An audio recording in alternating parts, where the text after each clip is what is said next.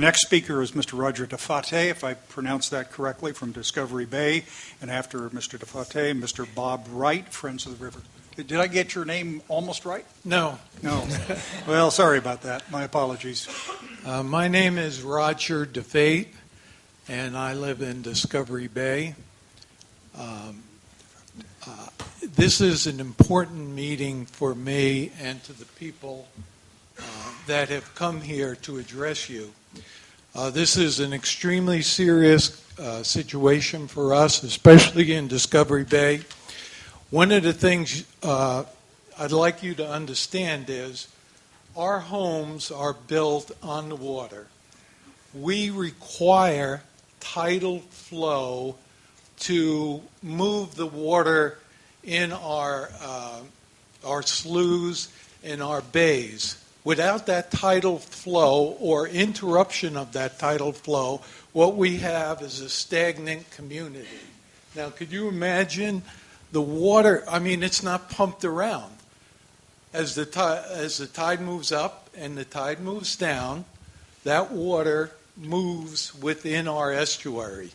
So the fish, the boating, the swimming, everything is extremely important to us every time water is diverted and moved around where a stagnant condition in our community is affected.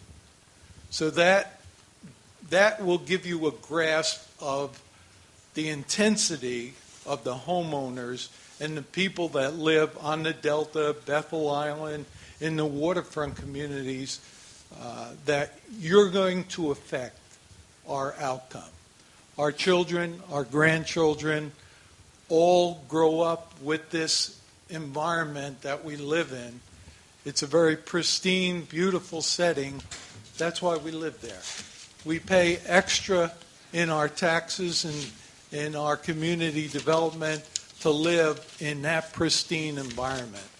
As a result of that, maybe we have more emotional effects about the Delta because a large majority of us are boaters, fishermen, outdoorsmen, and we get out to the Delta and we boat in the Delta and we live in the Delta.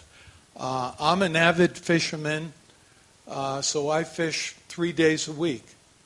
If any of you need a first-class view of the Delta, give me a call. I'll take you out and show you some things on the Delta that would be important for you. So water management and water flow are dramatically important to us, and I'm sure to you. But one of the things in reading your document I did not see was some alternatives that will help the estuary and the community. An example of this is on the St. Lawrence Seaway, connecting New York and Canada are 32 hydroelectric generators, 32 that run 24 hours a day, and locks adjacent to those that transport ocean-going shipping through the St. Lawrence Seaway.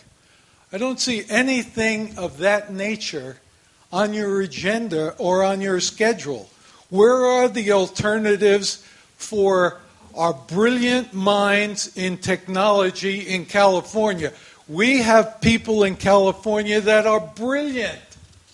I don't see that in the documents I read with you.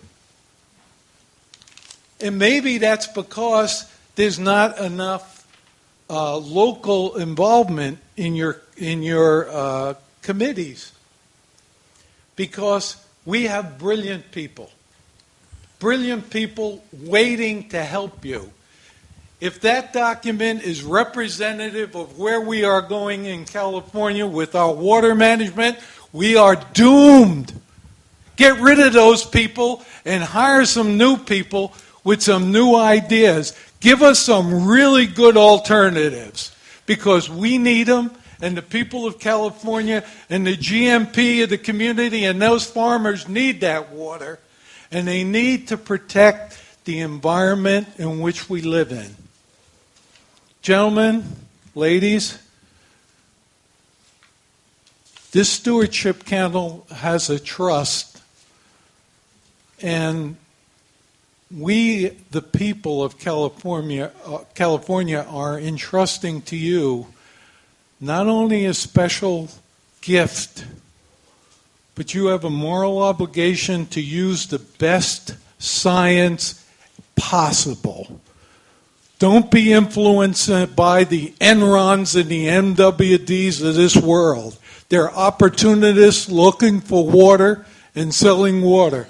We cannot afford to look only at that agenda. We need the best science possible. Are we all shaking our heads? Yes, we all agree. The best science possible, because going forward, the communities and the people and the water distributors all have to live together on this earth.